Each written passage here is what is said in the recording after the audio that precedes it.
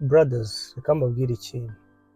Girlfriend wawe cyangwa umugore wawe nagukosereza cyane akaza imbere yawe agapfukama akarira akemera ko yagukoshereje akakwizeza yuko atazabisubira, fata igikapu ikiri hafi aho ngaho ugishyire mu bitugu wirukanke cyane,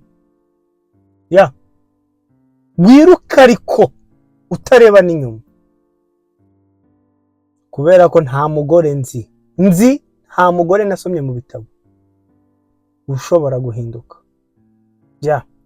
Ubwo kereka uwo nguwo niba azaba ahindutse kuba umugabo, cyangwa se imperuka ikaba igeze, ariko nta mugore uhinduka. Ubwo uzahitamo kumukunda uko nguko ameze cyangwa se